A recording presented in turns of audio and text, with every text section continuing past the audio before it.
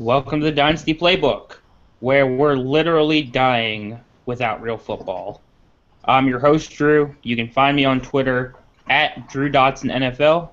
With me is my excellent co-host, Tyler. You can find him on Twitter at HBombIDP. And for the second time in 2 weeks, we have a special co-host, Eric Breeze at BreezeIDP. Normally you join us for the IDP podcast, but we're actually letting you hang out with us and talk offense, which might be dangerous, but we need some company. So, how you doing today, bud? Man, I am doing great. I don't know if you really needed me. I kind of just put in some subtle hits on Twitter, like, come on, give me a chance. Let me talk offense and stuff. And you guys took the bait. So I'm pretty excited to ruin your regular podcast with all my tomfoolery, as you call it.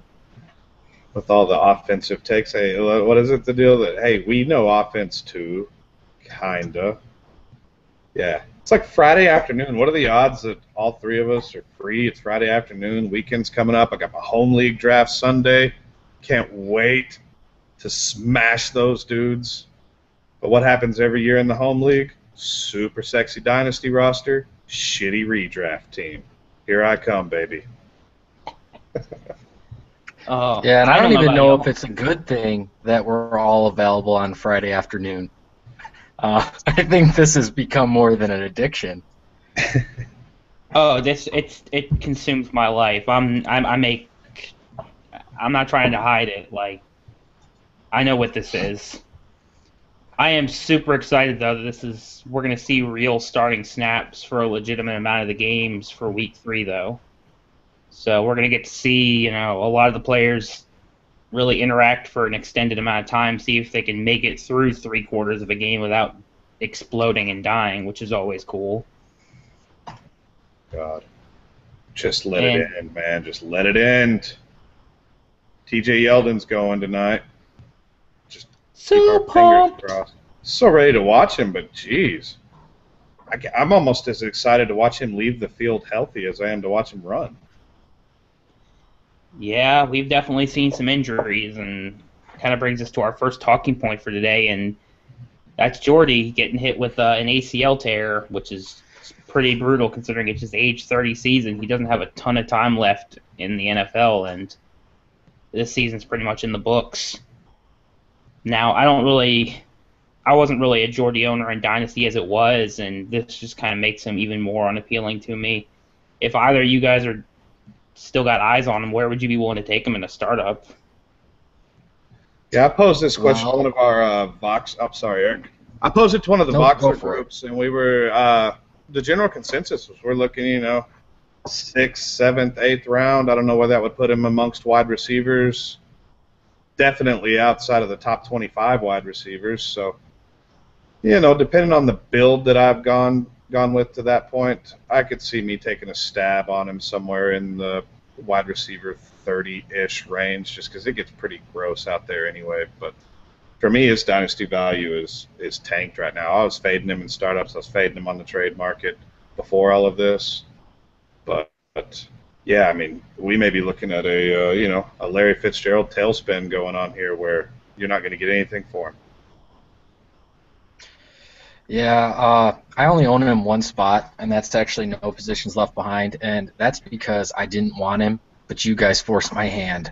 I got him at wide receivers, I think it was either 16 or 17, right around there, and I felt like I had to take him there. And I still think that was the right call. You can't talk about injuries after the fact.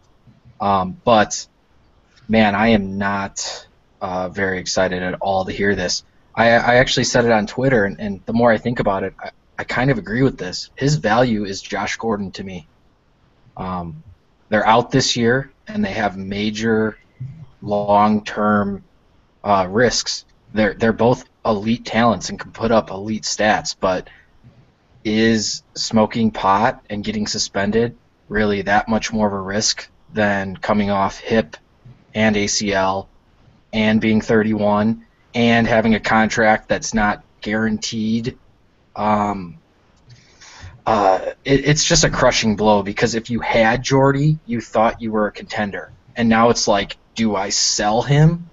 But then you're selling him next year, and next year he could help your contender. It's just it's yucky. I don't know what to do. Yeah, I wish I had an answer for you, because even the 6 to 8 ranges, that would be way too high for me. Even though he's going to be 31 next year. But I predict even if he had played, that's where his value would have been next year. Even if he had done well, just because that's what happens with the age decline. I'd probably put him closer to the 10th, 11th range, which is more realistic and kind of in line with where that Josh Gordon value is, kind of that late second type of value, which nobody's given that up. Nobody's given Jordy up for a late second. It's just not realistic, and I wouldn't expect them to. So I'm not going to end up acquiring him. So with that, I mean, it's definitely a huge boost to Davante Adams, who, admittedly, Tyler and I have been huge on since he came out. I loved him in Fresno State. Granted, I got to watch a ton of him because I watched a ton of Carr too, and he showed everything I liked in the postseason last year, and he's getting his shot a lot sooner than we were expecting. So we're going to have a definitive answer on whether he's going to be a real, legitimate NFL wide receiver this year. So if you've been holding him thinking you're going to have to stash him and just wait, that's not the case. I already had him valued at probably a 108 first-round pick. Even before the Jordy injury, he's probably closer to the 106 range for me now. I'd still take probably Aguilar over him, but it's real close for me right now.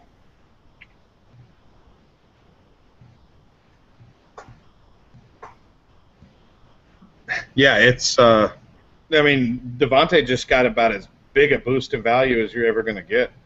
The whole deal with Davante was he's got to wait out Jordy, or if someone got injured prior to Cobb re-signing. I know we were already. I had almost written it in pen prior to Cobb re-signing. It's Davante time, so he just got a huge boost in value, and I'll argue he was slightly overvalued in startups prior to the injury, just because you run into that range of who else. So you either take Davante Adams or you take Emmanuel Sanders. I'm going to take Davante Adams every time in that situation, but it caused his price to stay high throughout all of this uncertainty. Everybody right now is it's square peg round hole trying to pop in Ty Montgomery and Jeff Janis into immediate production and fantasy relevance. They're going to have some games. Both of them, I would expect, will have some games, but let's not get too crazy about those guys. It's Cobb, it's Davante, and the other wide receivers. Any type of short-term prospects, for me, it's just not even there. It's snake oil. Yeah, I've held Janis this whole time, actually, and I'm to the point where I just want to sell him. How loud is my dog right now? But, shit. So I want to sell him because I just don't think it's ever going to happen. Could Janis have a couple big weeks? Sure, but he's never going to start for us. For your team every week. You're not going to be confident putting him in.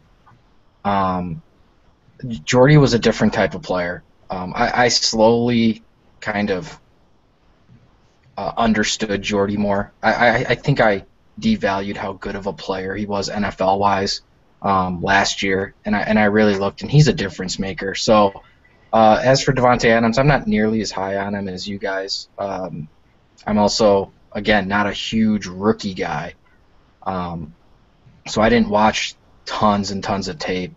What he did last year, it was a little bit, there was more left on the field that he should have done.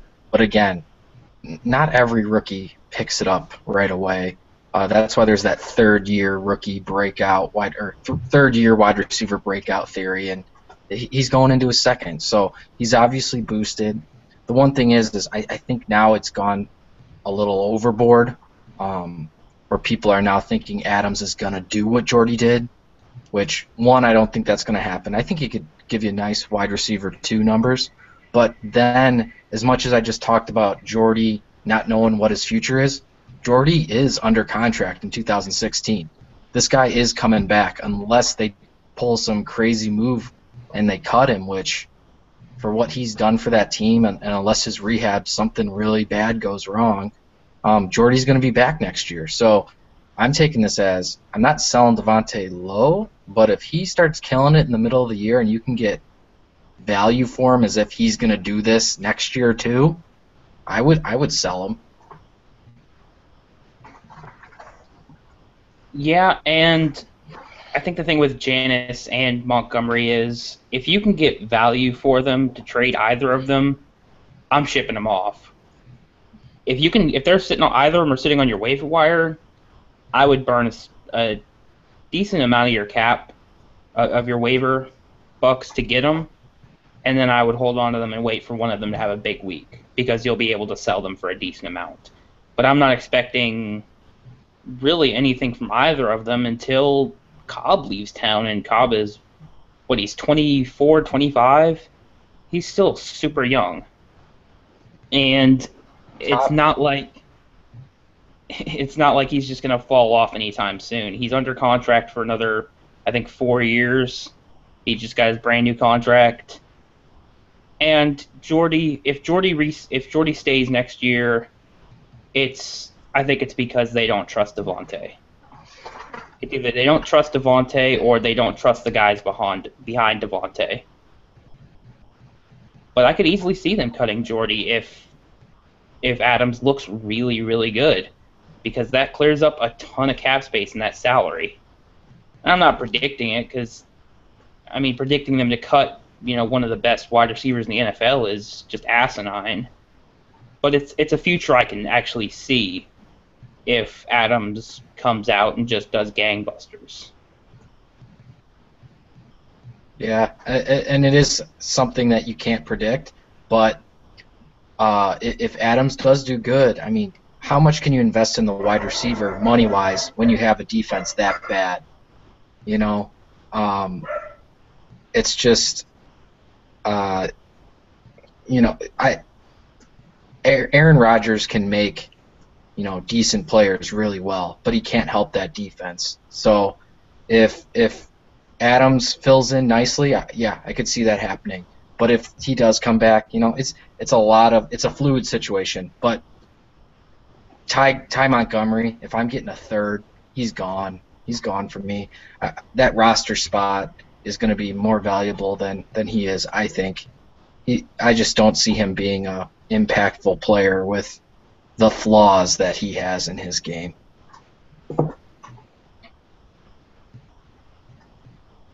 Yeah, I think we pretty much nailed it. I think Devontae is going to do things this year. I do. And we can go all the way back to his Fresno State tape. What did he do well? He worked the sidelines well, and he worked the red zone well. Fantastic feet, great awareness of where he is on the field, and Green Bay likes to chuck it, down around the goal line.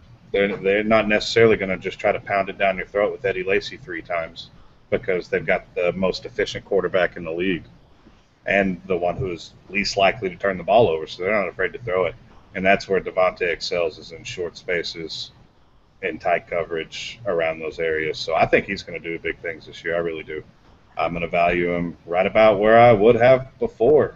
Like I said, Drew and I, and maybe it's to a fault, but we just don't pay as much attention to situation as most.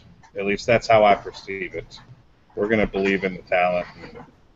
Devontae was always super talented for me. At one point, we talked about it before, I was taking him over Odell Beckham every time. I was taking him over Allen Robinson almost every time. I kind of went back and forth with A-Rob and Devontae, but he definitely got taken above Odell Beckham a lot for me last year. So I got quite a few Devontae shares. I'm pretty stoked. I got one team I really think this team can win a title next year with Devontae and A-Rob and J-Matt and Cooks. All right, Yeldon, Crowell. I think this team can compete with these young wide receivers. It could also flounder, but I'm pretty stoked to see what he does. I really am. Yeah, and I'll be honest. I mean, Tyler and I were really big on Ty Montgomery heading into last year's season, and we kind of were both extremely disappointed with how it went.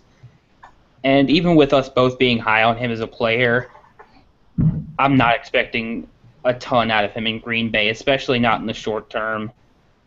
I'm going to go ahead and say it. I don't think that the third player in receptions for Green Bay this season is going to be a wide receiver. It's going to be Lacey or it's going to be Richard Rodgers. And I know that everybody who's pushing all their chips onto the Jeff Janis space is glaring at me through their computer, but that's just, I don't think it's going to be either of them.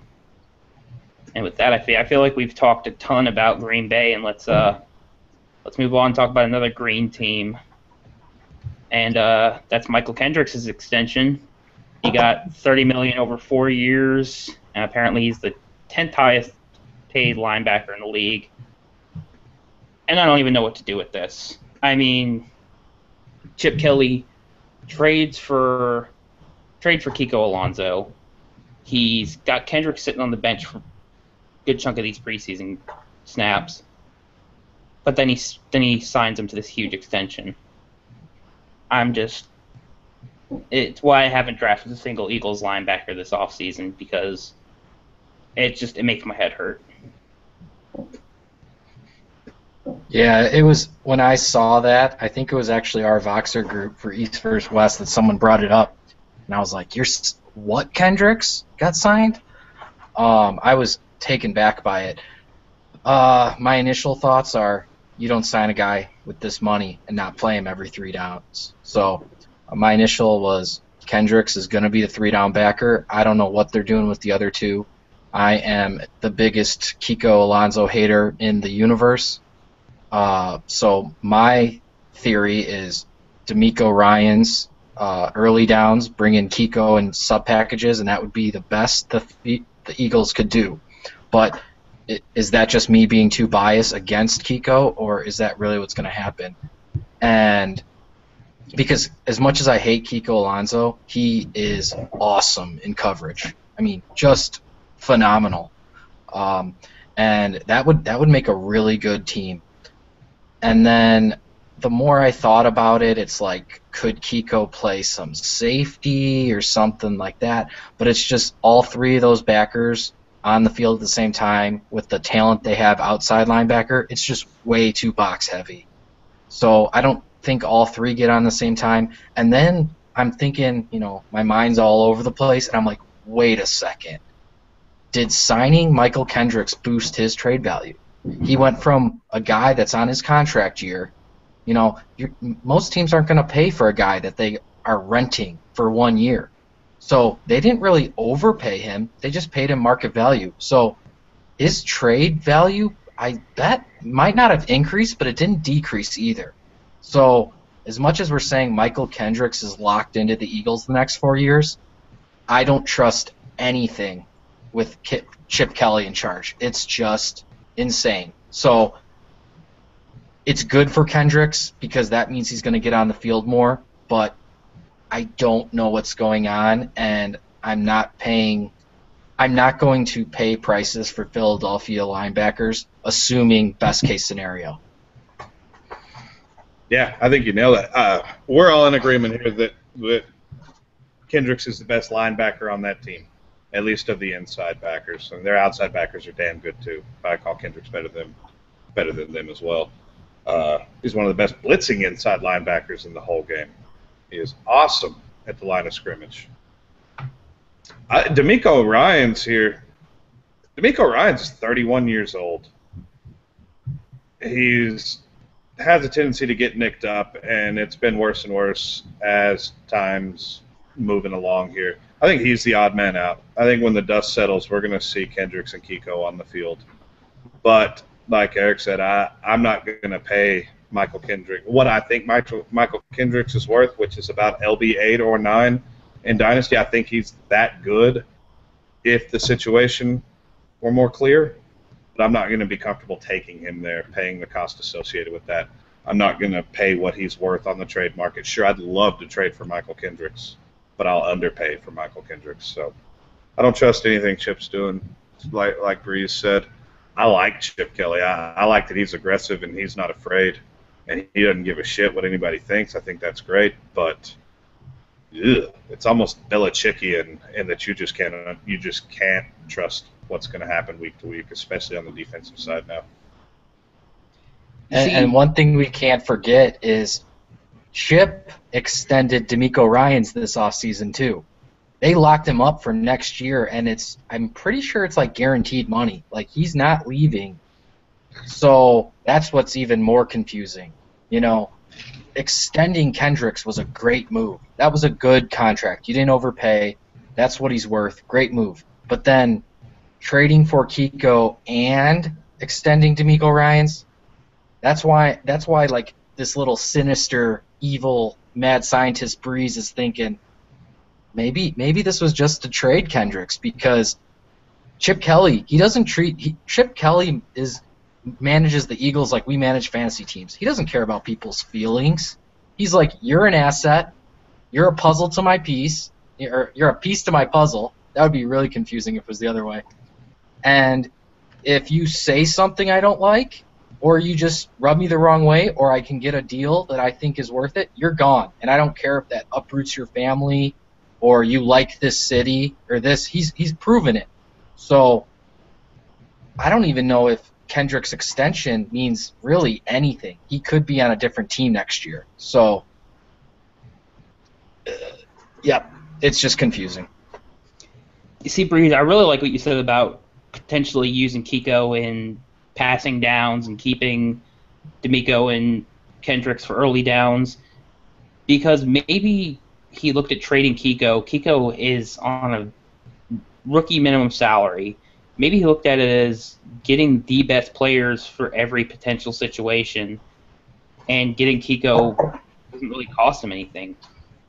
And maybe he's just being smart in that he realizes that, you know, the linebacker core he had wasn't going to be the best for passing down, so go out and get a guy who's going to excel in that area. And especially if he's really not going to cost anything, especially if he was going to go out and get another running back, it's clearly shown he can make anybody get some rushing yards. He made Darren Sproles into a stud again, even at age 33. I'm pretty sure even if it was just Ryan Matthews there, he'd be able to be a borderline RB1 for fantasy. And then he lucked into DeMarco Murray. So I think trading away Shady was him looking at what he knows best, which is the running game, and saying, well, I can do a ton with a little here. Why not go out and get a player that can do a ton, and I might not be able to assess this position as well. It might just be that. Or you might be right, but I'm going to be honest. Nobody has any idea what Chip Kelly's doing. I'm going to guess that Chip Kelly doesn't have any idea what he's doing in 2 weeks. So it makes it fun to watch, though, I'll be honest, except for as an IDP owner. Yeah, I would bet 2015 season, if I had to put money on who I think is going to lead the linebackers in fantasy points, it's Kiko. That's my gut feel, is that Kiko's going to lead those. Did you say 2015? This season, I think. No, not overall. The Philly linebackers. I think. No. Hat bet. Kendricks. There's no way Kiko outscores Kendricks. We're not talking about who's the better player. We're talking about what's going to happen, who's going to stay on the field. It's so difficult to predict that I think that Kiko. After this, we will make a bet, and it's going to be extremely embarrassing to the loser, because this one is in the bank. You think so? You're going to be wearing like a tutu in a Sooners jersey. I'm not disagreeing that Kendricks is the better backer. I'm not. What I'm saying is I think Kiko's going to get more snaps and a lot more of them. Even after the contract, huh? So this was just – what was the contract for? Well, I don't know. That's what I'm talking extremely short term here. Boy, you were just putting me on blast. I said I'm talking extremely short term here. I think Kiko outpoints Kendricks this year. I do. But that's all right, because if I lose this one, you're still going to have to wear that Warlow jersey. But that one's a little Only bit if it's super tiny, though. I want the child size. See, what's going to be awesome is after Warlow blows up this year and it's like a household name, they're going to start making the little baby jerseys, the little pink ones, and I can get matching jerseys for you and little Peyton. It'll just be adorable. I didn't realize you could dress for mediocrity. I can't believe I never thought in a million years before I met Eric Breeze that I would be taking up the mantle for Paul Warlow and Kiko Alonso. All right, this is slowly turning into the IDP playbook, so let's move on to some offensive players. Martavis Bryant decided he wanted to get high, so he's suspended for the first 4 games of the season. Dumbass. I don't really care. I'm not going to go out and invest extra in Marcus Wheaton or the turd from Auburn. Sammy Coates is not good. He's bad at football. I don't care that they spent a 3rd-round pick on him. He's still bad at football. So it just means you're not going to have Martavis Bryant for the first 4 weeks. If you're in an MFL 10, I don't care what you do because this isn't about MFL 10s. Yeah. Oh, Martavis. I have 1 share of Martavis. I took him in a best ball dynasty. He's just not really one of my guys. Like you said, I'm certainly not going to go breaking my neck to get Marcus Wheaton, and I wouldn't give you a 5th-rounder for Sammy Coates. It's the Antonio Brown show. It's Le'Veon Bell show. Heath Miller's going to continue to be Mr. Boring but somewhat reliable at tight end, and that's just about it. Yeah, I'll keep it short and sweet for once. Antonio Brown, if it was possible, he gets a boost. I mean, I don't think it was possible, but he goes from a elite wide receiver to the elite wide receiver this year, if that's possible. And then the other thing, with these new rules, I'm pretty sure this means Martavis has failed multiple, like over 2 failed drug tests. So as much as we're saying this isn't a big deal, he'll be back, he is quickly turning into Josh Gordon. At least not skills-wise, but, you know, one more time, I think I don't know the exact rules, but he's going to be out for more than 4 games. So this is kind of concerning for dynasty value. I only own him once because I got him at wide receiver 30 prices or something. But, I mean, people were taking him in the teens this offseason, which was crazy. But if you can unload, you know, at a decent price, I mean, there is legitimate risk here now. Yeah, I don't know if I have a single share of Martavis Bryant. I think I'm in like 21 leagues, and I don't have a single share of Martavis Bryant. And I'm pretty happy with that. And I agree. I think the only player really that gets a boost, because it's kind of hard to boost Le'Veon Bell from RB1. It's kind of hard to boost Antonio Brown from who looked like he was going to be the wide receiver 1 for this season. The only guy who kind of gets a boost is Heath Miller, and I don't know how he's even still playing football. I could have sworn he was playing tight end when I started watching football like 15 years ago. Somehow he's still alive and kicking, and man just still put up some decent seasons every once in a while. Maybe Jesse James comes out and does a lot of work in the red zone in replacement for Bryant the first 4 games. He's not a good guy between the 20s, but he's actually I feel like he'll be a legitimate red zone threat. Just because he's a biggin. Hey, he's 7.5 feet tall. I hope so. Can't catch the ball. Oh, I know it's preseason, but I saw those highlights. He looked like me out there.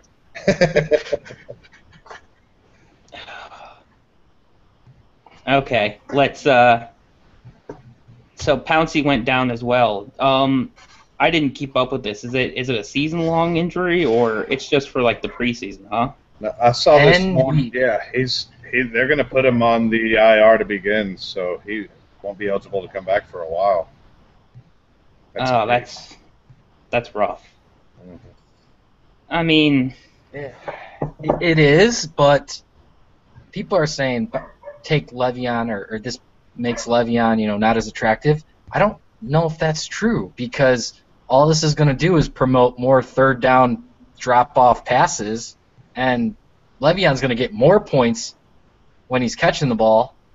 You know, I don't think it changes much, other than I'm a little bit more scared for Ben Roethlisberger injury-wise, just because not only does Pouncey elite blocking center, centers control the offensive line.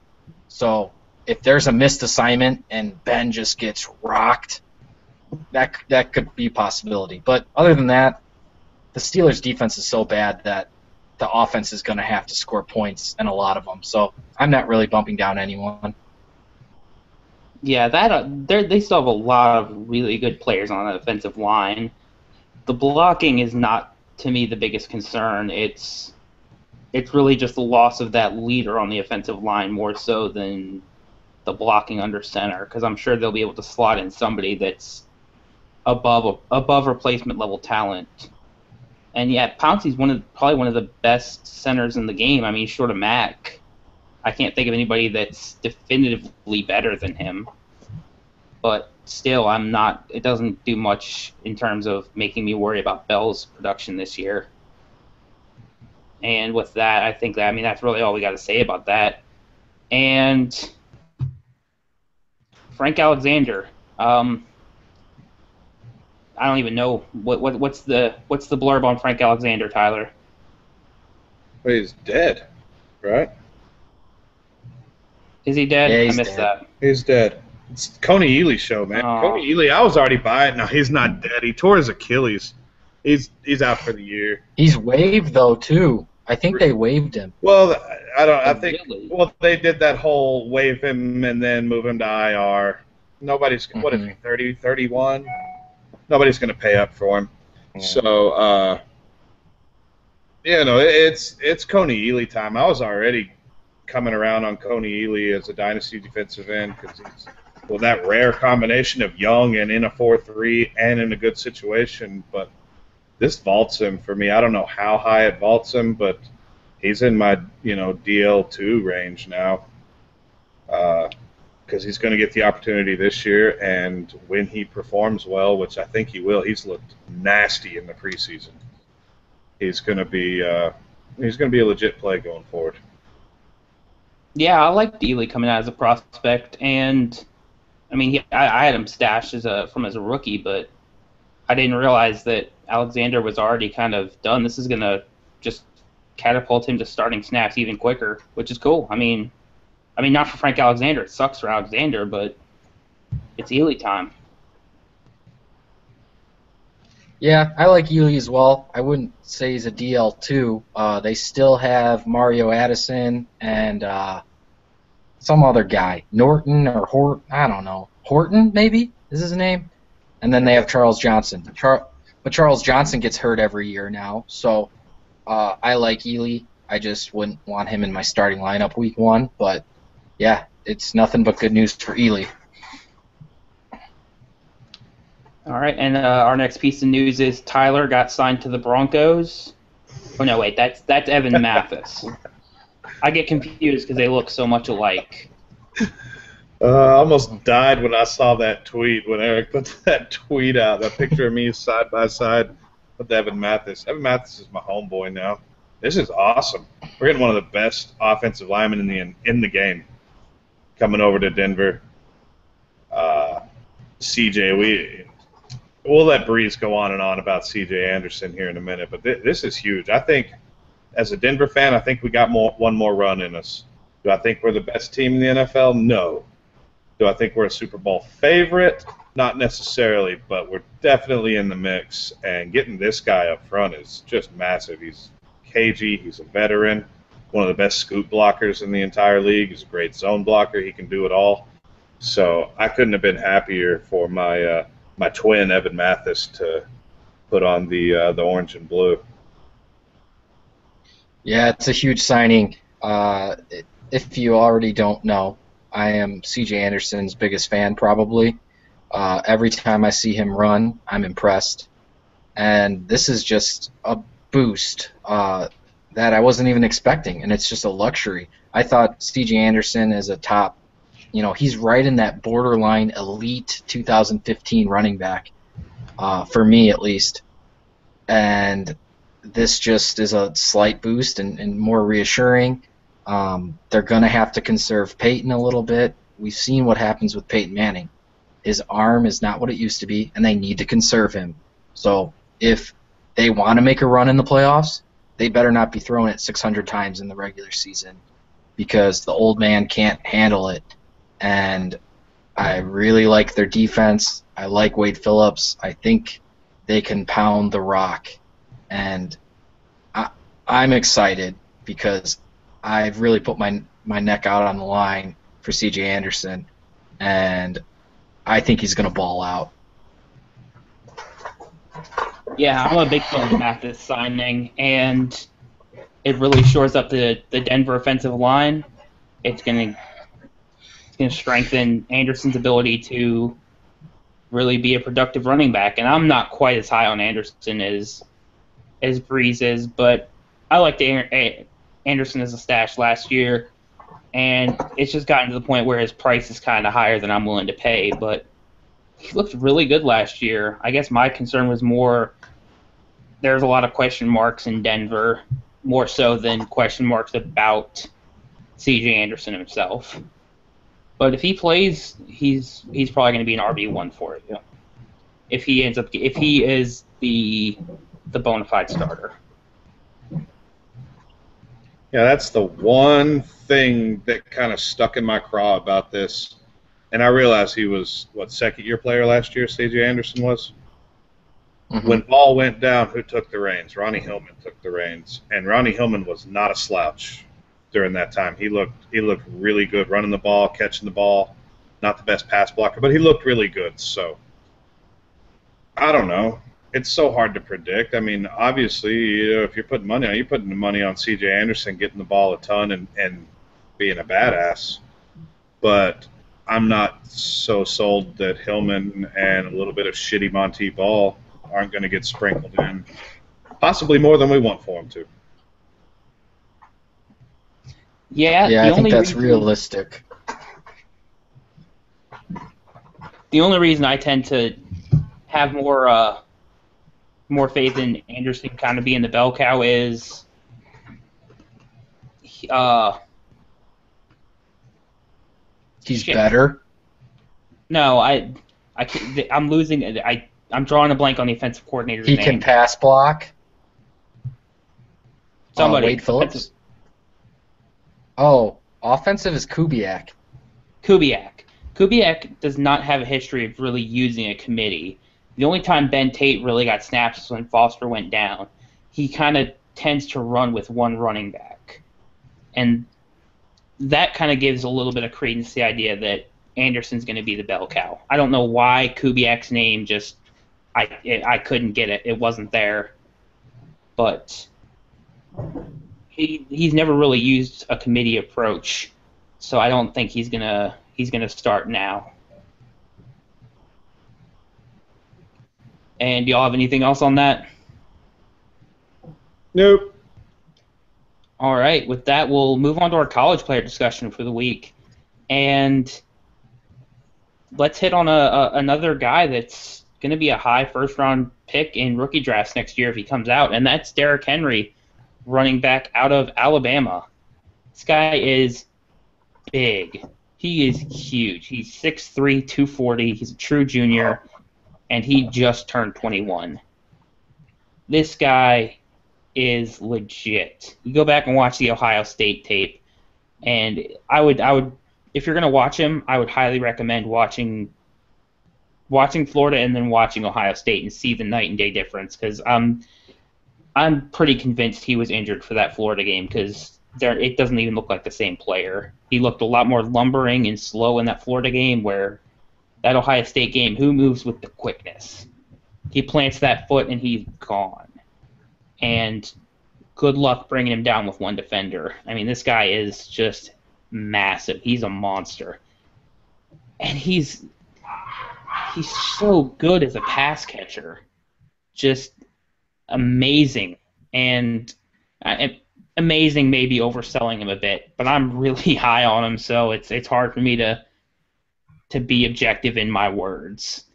But really the biggest hole in his game is he sucks at pass protecting. He's so bad at it.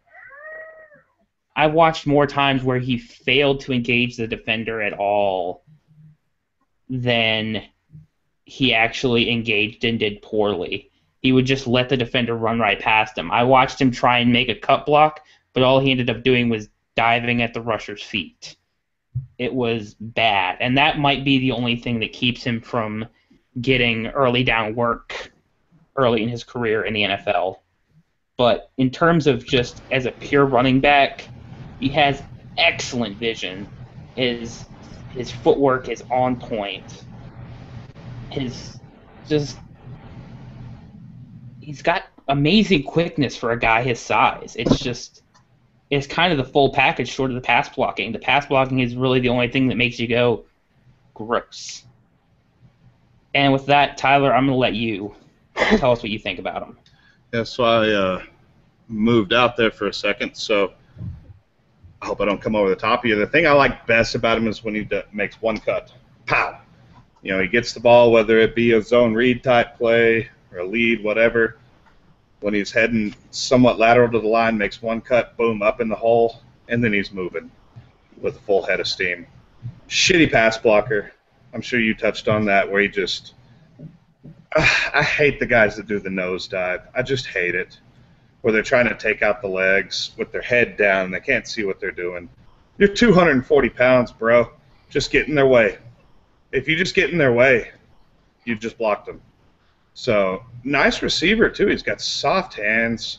He turns it upfield well after he catches the ball. I can see this guy splitting the community next year. Because I don't think he's going to measure all that well. I mean, he's not – we're probably looking at a guy that's going to run about a 4.6, 4.7. So, I think that's what we're going to see out of Henry. I like him a ton right now. He's easily my number 2 back out of next year's class.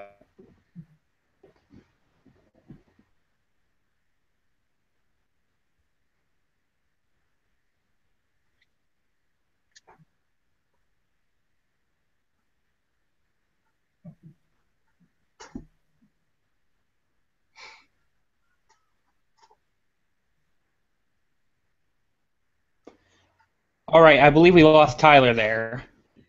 Dude, we didn't just lose him. He's vanished into thin air. He got he's stolen gone. by That's ghosts amazing. right in front of us. Holy, that's crazy. Wow, I'm a little weirded out right now. Okay, But, yeah, I guess I'll add a little bit. I haven't watched much. I've said it before. I don't watch tons of college tape. It's my weakness, but what I have seen is impressive. Even though he might not have that top end speed for his size, you're thinking he's going to be clunky. He's not.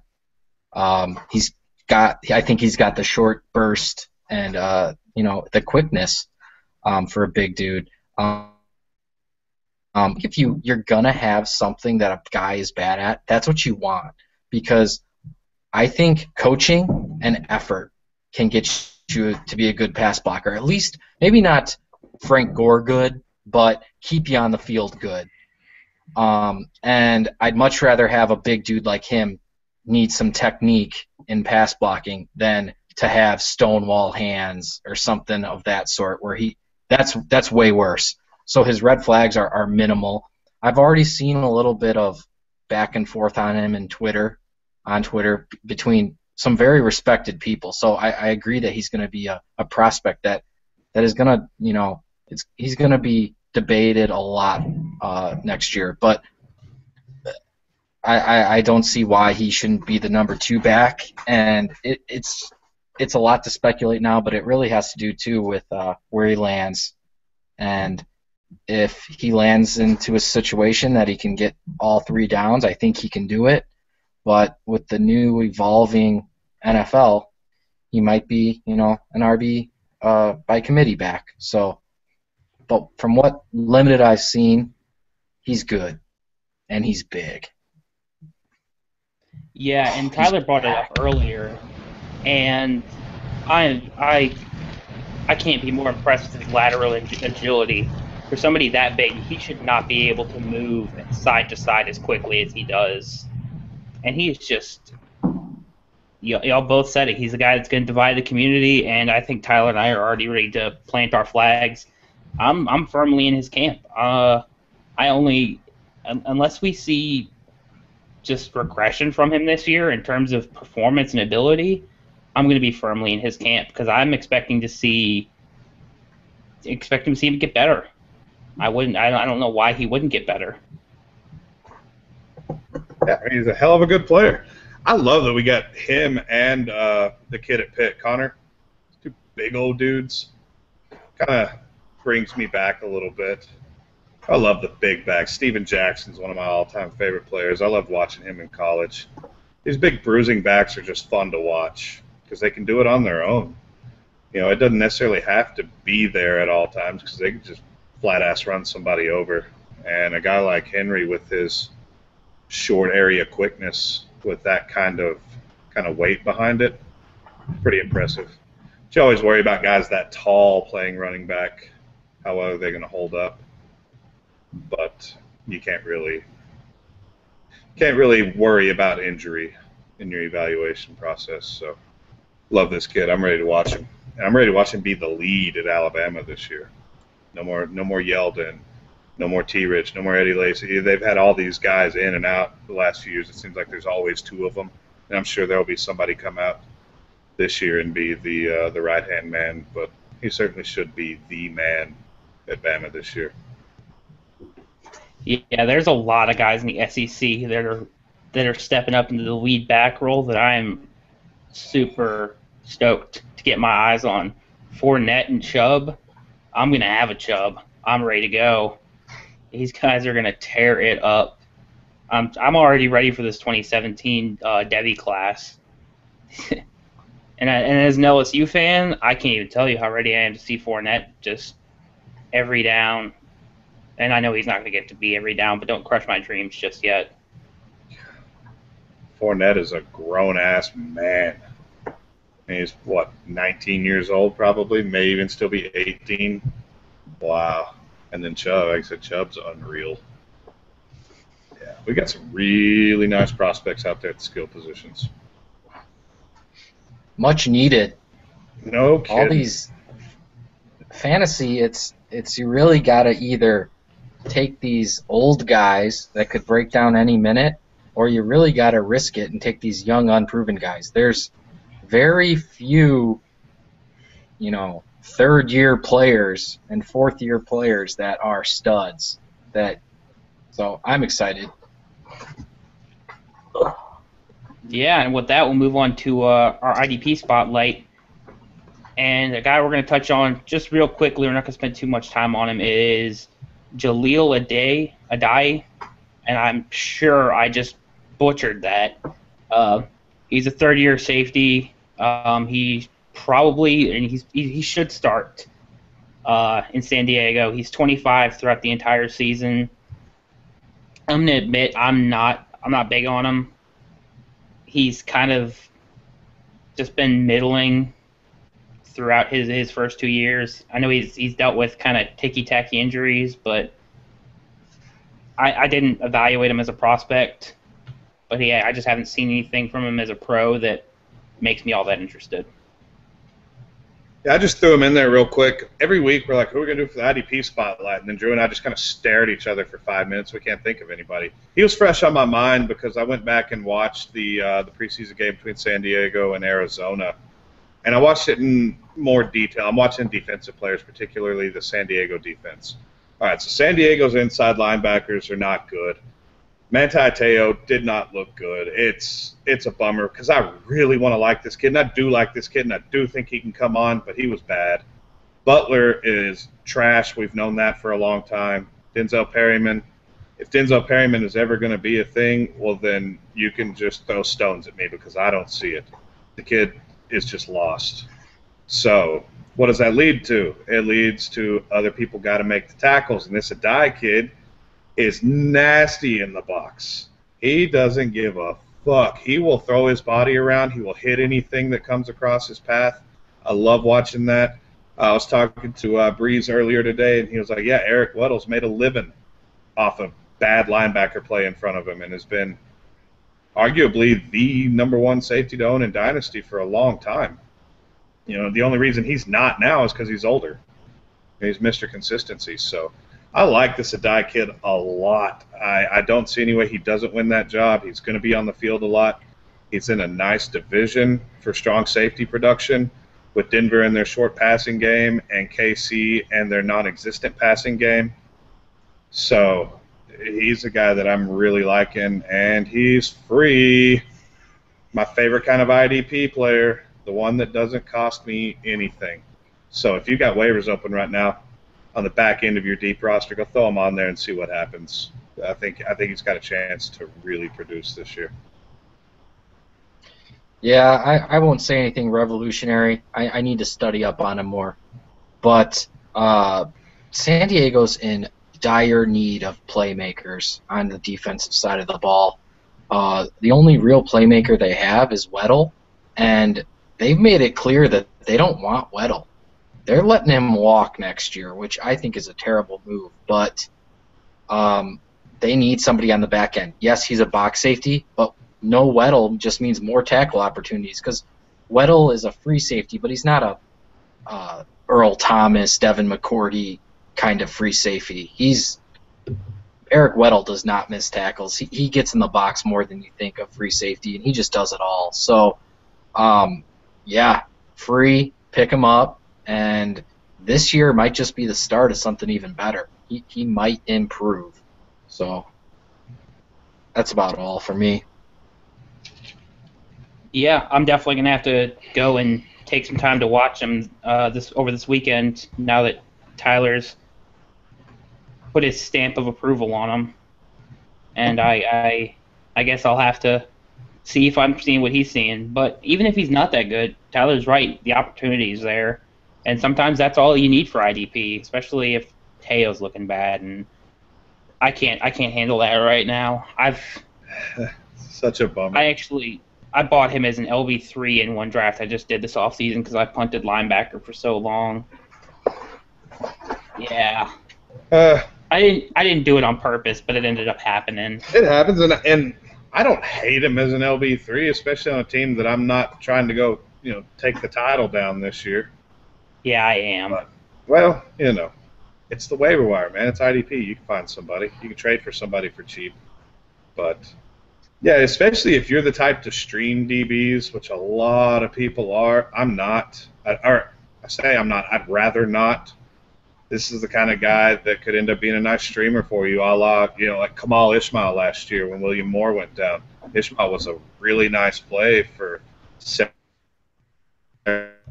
consecutive days. He's got all the opportunity in the world. There aren't any world beaters ahead of him. There aren't any world beaters on that San Diego defense. Melvin Ingram looked really good, but yeah, it's certainly not any competition for solo tackles. So yeah, just go pick him up. Why not? When you get into this why not range, it's exactly that. Don't go pick up some old busted dude who you know who they are. I hate picking up the I know who they are guys, the David Hawthorns and just these guys that just they're just going to be so mediocre because picking up those guys in IDP leads you to meh.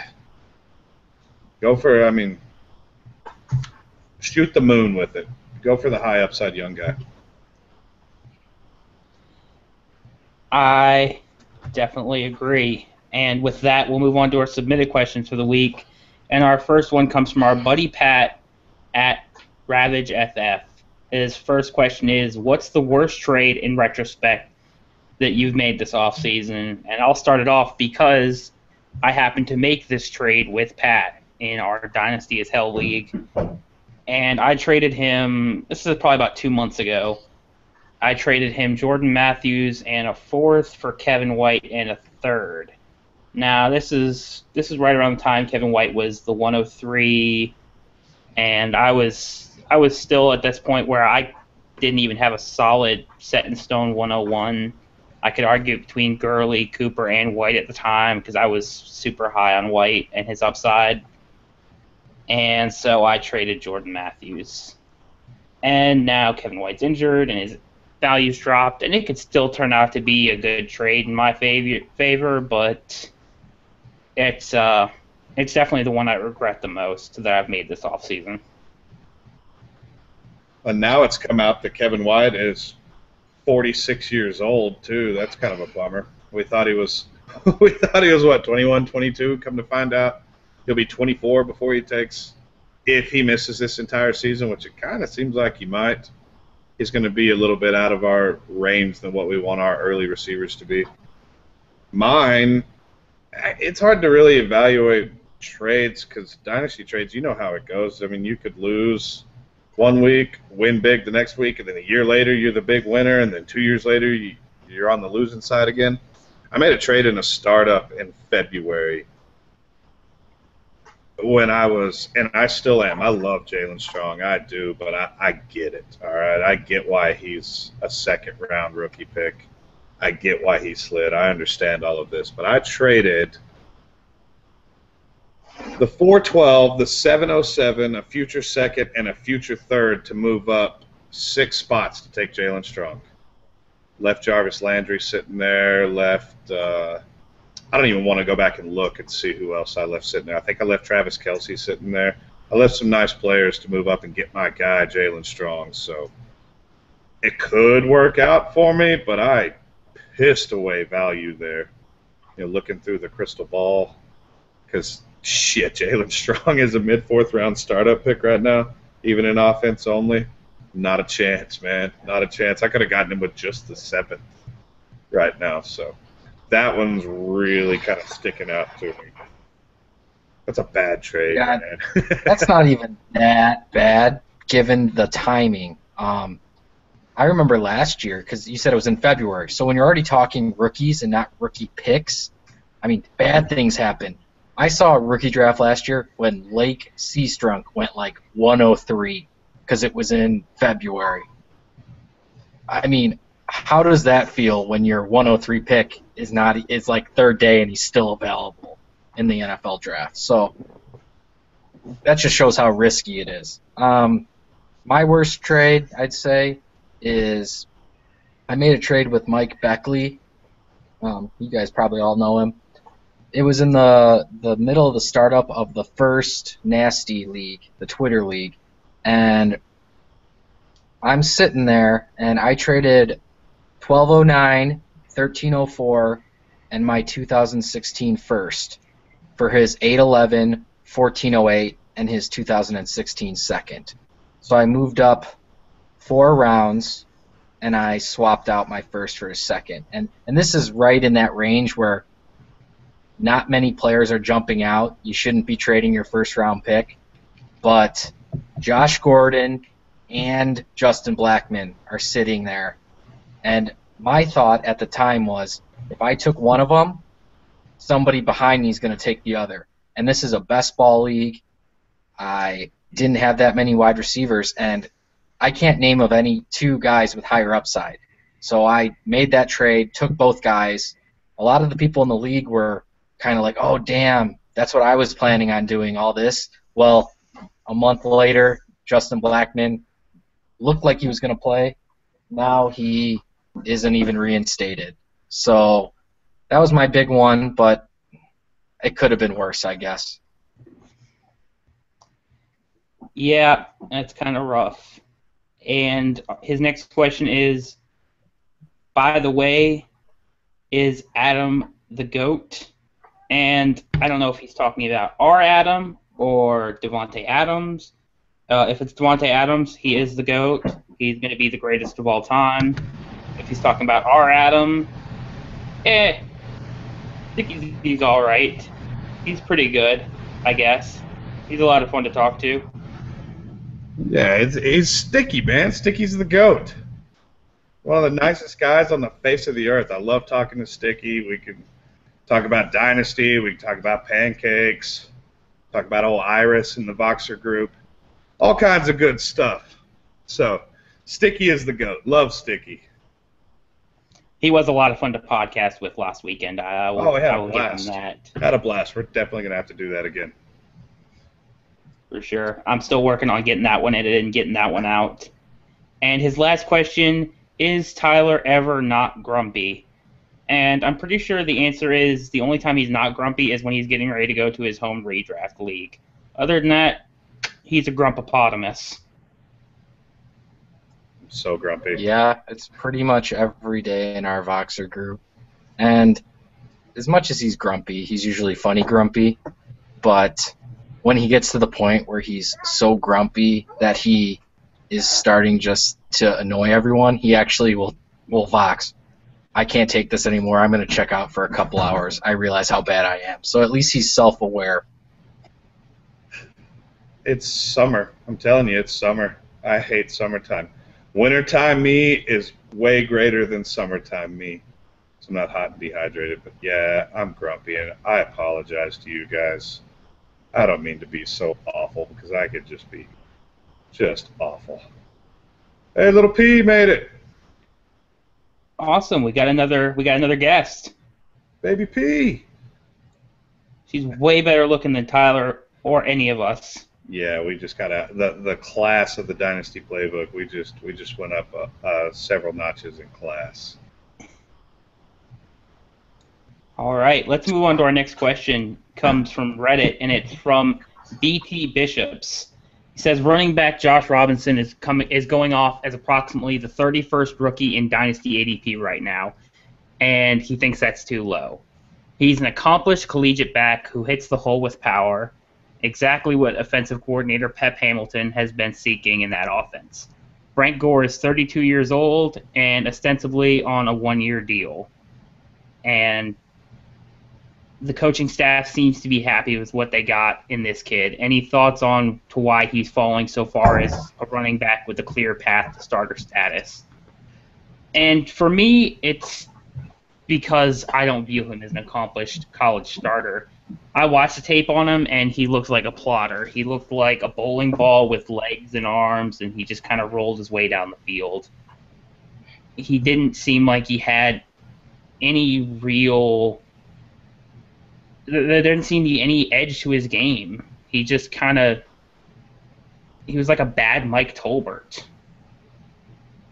And I wasn't impressed with him. I'm not excited about him. I think the fact that he's going off the board as the 31st player in ADP has more to do with his situation than his talent. I think his talent isn't even worth him going that high.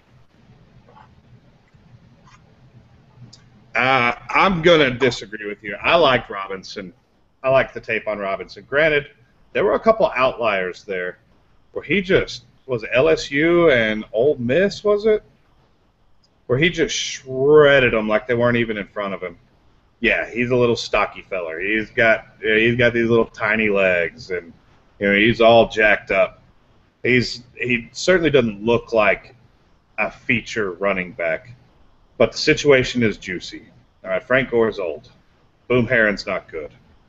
What else I got there? Vic Ballard. Is Vic Ballard even alive? So Robinson's in a nice little spot, and this is what we see this every year with rookie running backs is opportunity is going to drive the cost more than anything else. Why the hell else is David Cobb going in the second round, and some of these other atrocities I've witnessed over the last couple months. So running back, our overall rookie pick, number 31, I'd be pretty cool with that. What are we looking at in that range? Kenny Bell, Cameron Artis-Payne. Stephon Diggs is already gone because we already took him. Clive Walford. That's about what we're looking there. So, yeah, I'll roll the dice on Robinson there. He's in a nice opportunity. I think he's a nice running back. I do. I'm not going to sit here and call him Todd Gurley. He's not Todd Gurley. Hell, he's not even Tevin Coleman. But I do like Josh Robinson, and I've got him on a few dyno rosters, got him nice and deep, and I'm really cool with that. Yeah, and he had a secondary question for us. He said another guy I think is a bit undervalued right now is wide receiver Stephon Diggs. Recognizing the injury concerns and recognizing the potential special team ceiling, I kind of believe Vince Diggs is a receiver. I'm still not a believer in wide receiver Charles Johnson as the long-term answer, and I'm certainly not scared off by a wide receiver Mike Wallace's contract either. Patterson's nearing bust status, and Diggs seems to fit that perfect Welker, Cruz, Cobb model for a slot receiver position. He's also been one of the best players on the field for them so far this preseason every time he's gotten out there. With a Dynasty ADP of 36, I think he's a nice stash. Thoughts? I think with an ADP of 36 below Josh Robinson, that's a crime. I mean, Tyler, you took Diggs at the 203 pre-draft? I don't think there's two guys who are bigger fans. Yeah. And I'm not even sure what you're getting at with the special teams ceiling. I think his ceiling is pretty high in terms of his special teams ability. If you go back and watch his early film from Maryland, he's borderline D-Jax in terms of what he can do as a returner.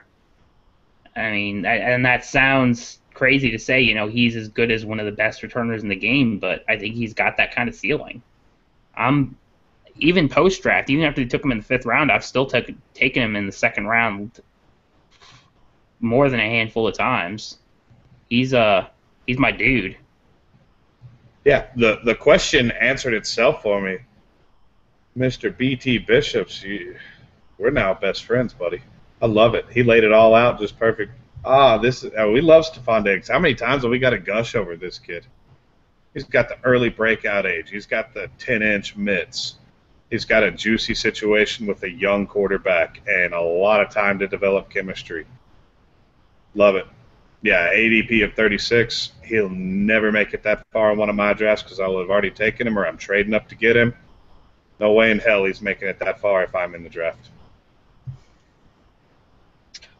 Sorry about that, guys. My headphones died, and then my computer would not say any of your voices. It was kind of nice. It was just silent. I didn't have to listen to your gibberish. But I finally got it back on. I assume we're talking about Diggs. I like Diggs. I like Diggs mostly because you guys love Diggs so much. And I think I'm just starting to trust you guys on certain things, and you'll find that. You'll find people that you respect, and you just trust them. And maybe it's kind of cultish that I'm just like, here, take my money. Tell me what to do. But, yeah, I'll take Diggs before Josh Robinson. I missed that part. And if I can go back quickly on Josh Robinson, the reason I don't invest in guys like that, too, is he dropped to the 6th round for a reason. Next year, they can easily draft another player to throw right over him. They're looking for a guy that can handle backup duties and things like that in that round. And he dropped to that round because of skill. Diggs dropped to where he did because of injuries. So that's why I like Diggs, and I'm trying to say why it's okay for me to be hypocritical about draft pedigree for these two players. So that's my take. It's perfectly okay to be hypocritical. That's what we do. We do it every week. What was it last week? We go and throw fire all over some preseason hype and then light one right back under the guys that we do like. So, hey, Diggs has been our poster child for go get your guy. Get your guy. Don't wait around. Don't pussyfoot around it. Just go get him. And if it doesn't work out, it doesn't work out. But if you want to win and dominate in Dynasty, you got to have big balls, man. You can't just lay up and play it safe. You got to go for it. And that's been our guy all along. And Drew and I have been fighting over him every rookie draft. We're probably split 50-50 in the drafts that we're in rookie-wise, where I've got him one spot, he's got him the next, except for the draft where I traded all of my draft picks. But, yeah, he's just a great buy in that range because it just gets kind of just bleh. And you get outside like the top 15 picks or so, and it's just like, what the fuck ever, I'll just take the guy that I like, and that's Diggs. So, love it. Yeah, one thing about Diggs, too, is this offseason I was looking at one of Ryan McDowell's articles, which was reviewing his mock 2015 draft from last year. So he took it and reviewed it. Guess who was in the late first round? Diggs. And he would have been there if he didn't get hurt.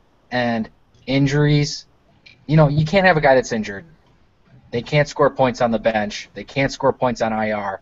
But if that's something that drops them this far, I mean, I'd much rather take a guy that's had some injuries than a guy that's just not skilled.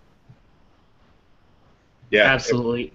If Drew and I were sitting, let's say we're sitting at 109, 110, or some combination of back-to-back picks this time a year ago, and we're drafting this rookie class, we're probably going Diggs, Ty Montgomery, and that's no bullshit. That's where we were on those two guys.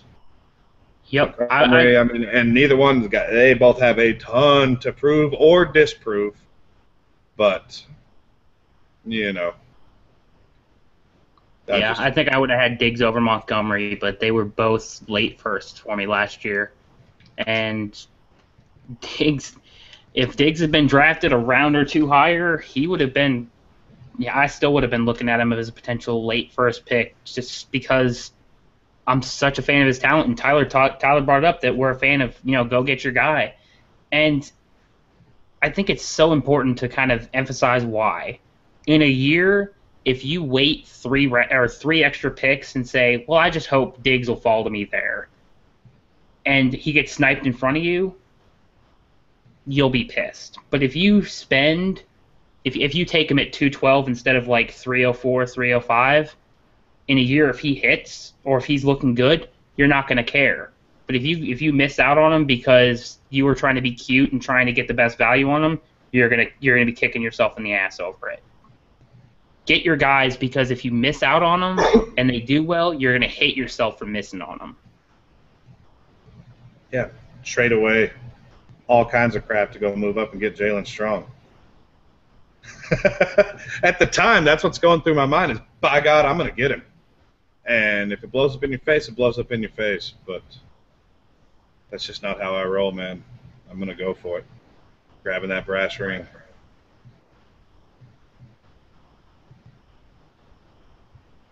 Yep, and with that, we've got one more question.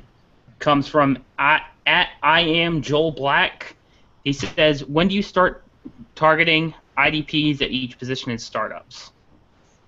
For me, I'm going to go ahead and put down a blanket statement. I know for all of us it depends on scoring. But if you have scoring, let's just assume it makes it to where offensive and defensive players they score similarly. If that's the case, I'm targeting defensive end fairly early as long as you're starting at least 2 to 3 defensive ends because the position dries up so early. I'm going to want to go out and try and make sure I get a guy like Quinn or Chandler Jones or Zeke Elliott, Randy Gregory. I'm going to make sure one of those guys ends up on my team. Granted, there's a huge difference in ADP as I went down that list, but I'm not Randy Gregory is the last guy on my list that if he's the last one there, I don't care if I have to overdraft him. I'm gonna overdraft him to make sure I have a strong D end one on my team, because it's kind of just like it's like tight end. You don't want to be the guy who's putting out Heath Miller and Jared Cook every week trying to piece together a tight end 2 starter. I'd rather have a strong D end one just week in and week out. And DN2, I tend to be a lot more flexible about. Sometimes I'll grab a defensive tackle if there's still a strong one out there. And I know Breeze will grab just 4 of them and say forget defensive ends altogether. And that's when I start just looking at value. I'll let that one fall to me. Linebackers, normally I'm going to pass on linebacker until Keenan Robinson's at the top of my list, or C.O. Moore, or Avery Williamson, guys like that, because they're falling a lot farther than they are in my rankings. Like, their ADP doesn't match where they are in my rankings. Unless an LB1 in my rankings is falling farther in the draft than they should, I'm going to pass on linebacker for quite a while. And DB, unless I'm starting 4 of them, I'm just going to whatever's left, I don't care. They'll find their way on my team. Unless it's Deion Buchanan, then I'm going to pick him up if he's the last DB1 left. Yeah, I'll let Breeze go here.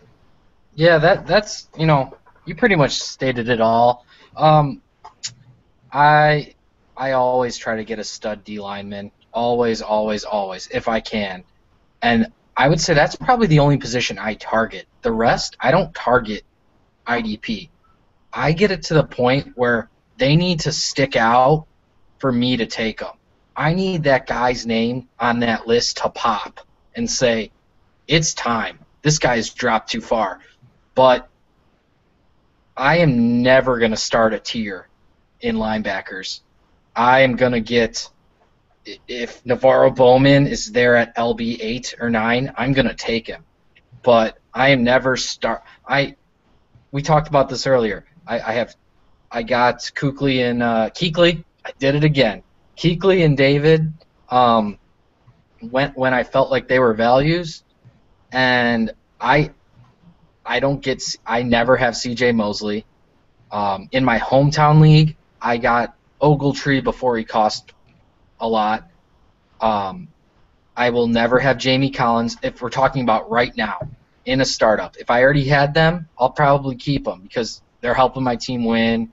But in a startup, I'm fading all those guys, and I'm really not targeting guys. But when that name pops, and you'll see it, Morgan Burnett's name might pop at the top of your list because do I take my 5th wide receiver there's 10 wide receivers that are exactly the same tier, or do I take this DB? So I know that's not a straightforward answer, but it's more every draft's different. Make sure you tier your players, and if you're going to target a position, it's elite D lineman.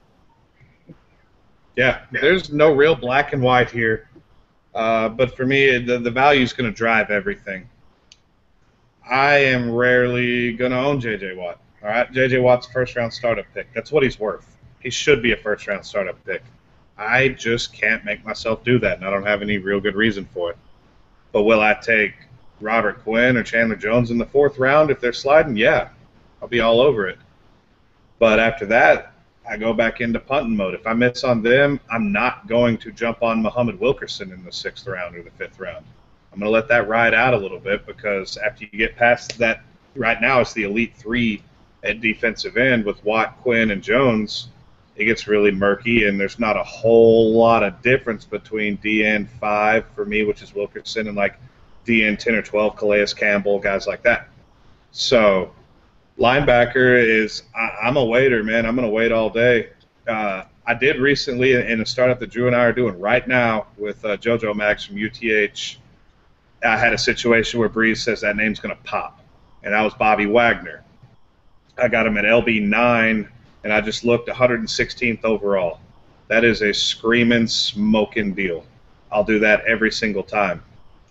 But I'm rarely going to own a Kuechly or a David or C.J. Mosley, those guys, because they go entirely too early.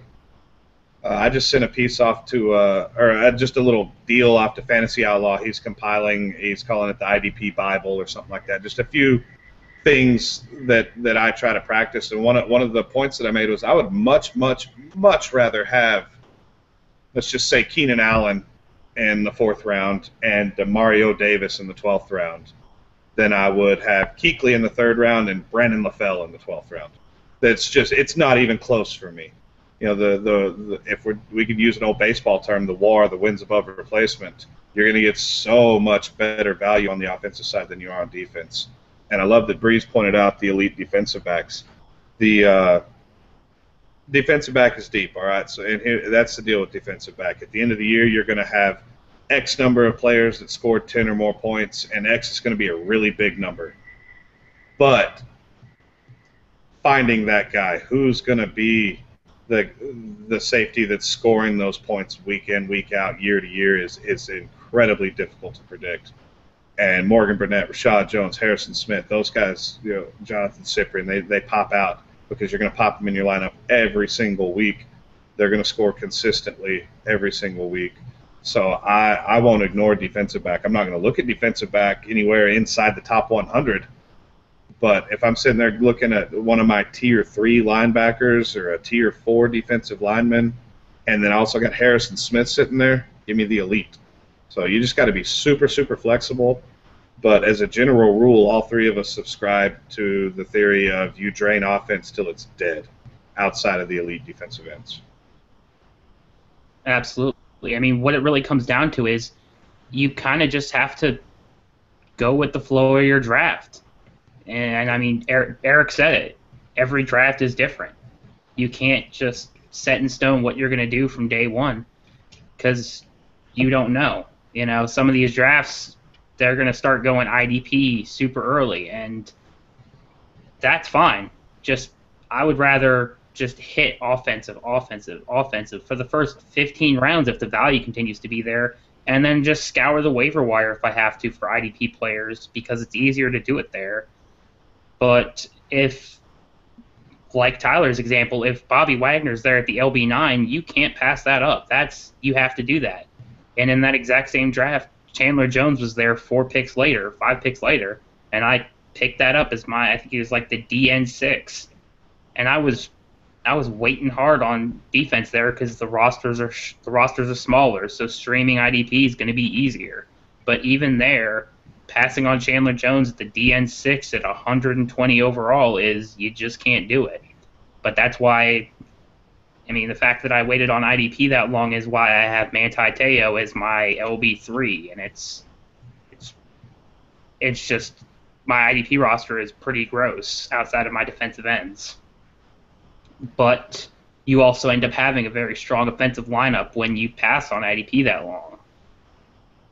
But really, you play the draft. You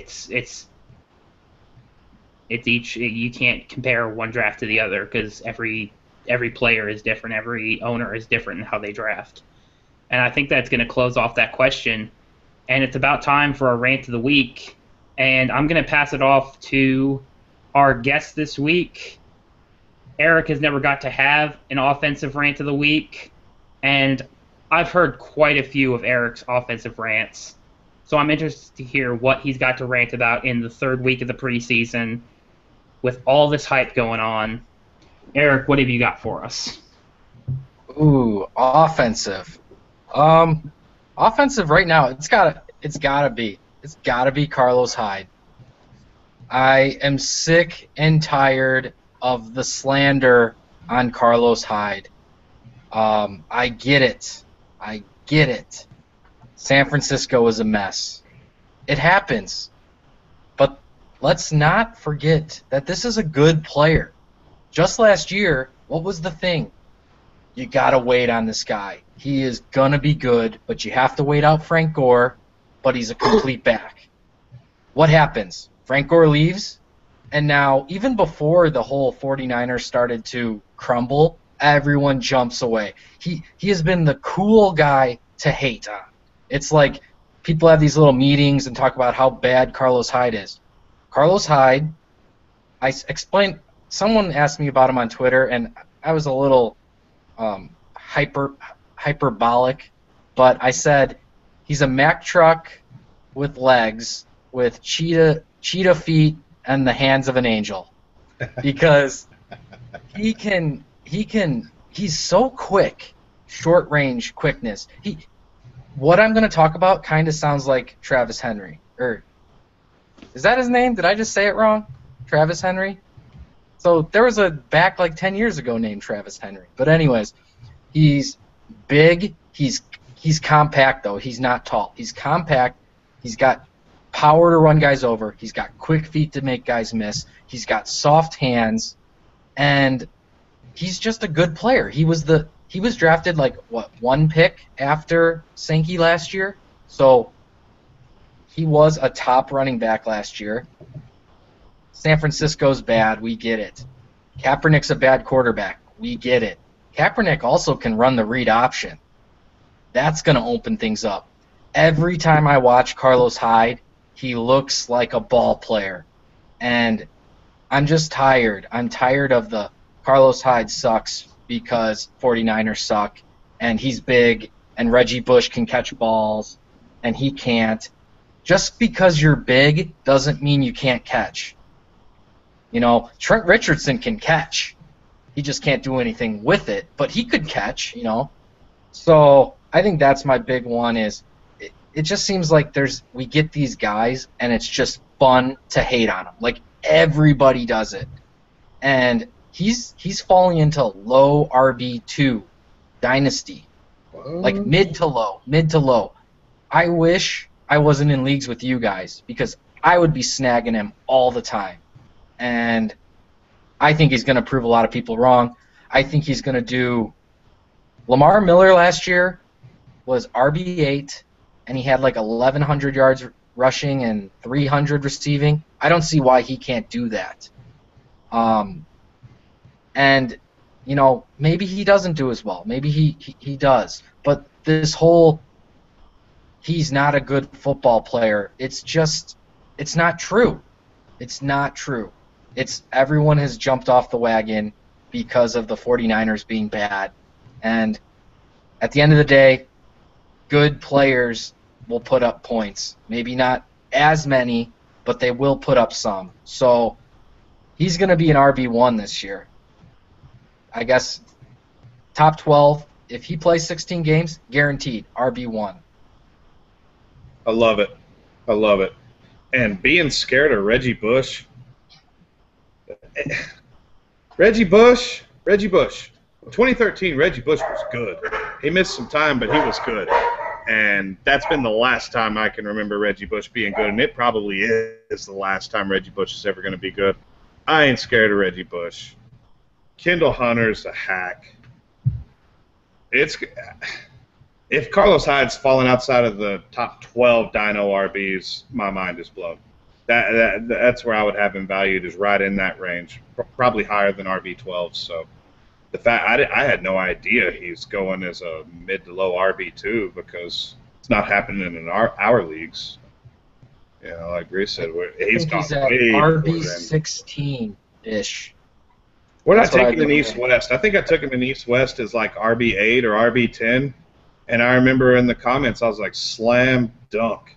This is a quarter points per carry league where we're starting mandatory 3 running backs every week.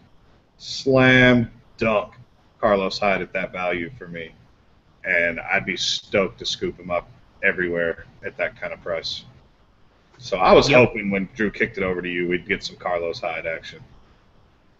I'm still valuing him around where I took him, close to where I took him last year. It's the 106. He's still worth that to me. He's going to tear it up, and I completely endorse everything that Eric just said.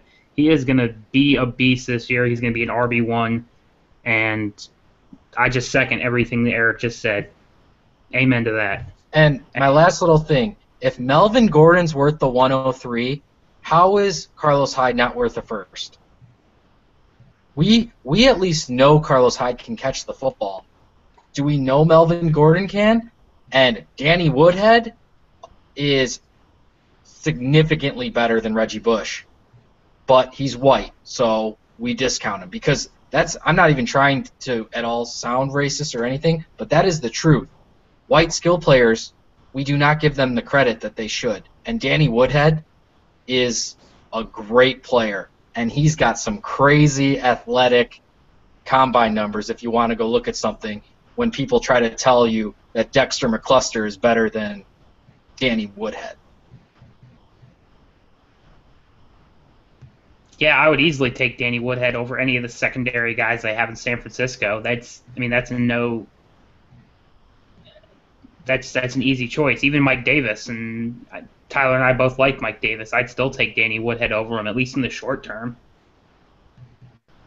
Yeah, Danny Woodhead has been, God, I think damn near every team I've got that's in the zone this year, ready to roll, has got Danny Woodhead on it.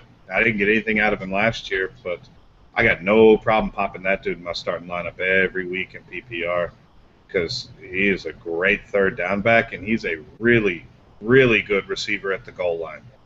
Danny Woodhead's going to catch some touchdowns. So we shifted over to Danny Woodhead, but I love the Melvin Gordon versus Carlos Hyde comp. I think it's pretty spot on. There is not this parted sea of difference between the two of them. If anything, I mean, I'm going to take Gordon over Hyde just because that's what the value tells me to do. But they're incredibly close to one another. Yeah, and the guy you were thinking of, Eric, was Derrick Henry, not Travis Henry. Oh, Derrick Henry is the Bama guy. Travis Henry he was good for a minute. He was good for a long time. He was part of the Buffalo crew there for a while. He was a good player. Was he from Tennessee? I think he's from Tennessee. He was a nice player. Tennessee put out a lot of running backs. Montario Hardesty, anybody? Their best one went undrafted. Oh, I love Arian. Guy's so good. So good. I mean, I could watch Arian Foster run all day long. I'm so sad that he that can't do it all day long. Yeah, I'm sad that it's coming to a close. But all these blurbs coming up now saying he might be ready after a month. It's not going to happen, folks. He's going to break down. This is his last year of being any type of dynasty asset, and he's not even a great one right now. But God, I love watching that dude run. Yeah, I think that's gonna about do it for us. You guys have any last parting shots for us? Chris Polk, love that dude. Yeah, Chris Polk. I mean, there are a few guys, man. I got the home league coming up, so I'm like, what can I do at running back? Hell, I might be able to roll out Trey Mason and Chris Polk week 1 and score some points. So I'm gonna punt the shit out of running back. All right, and I guess with that we're gonna call it a day. This has been the Dynasty Playbook, where we end up talking about way too much IDP. And if you guys don't like defense, join an IDP league. I've been your host, Drew. You can find me on Twitter at DrewDodsonNFL. With me have been my excellent co-host, Tyler. You can find him on Twitter at HBombIDP. And Eric, who's just joining us for our offensive for the first time.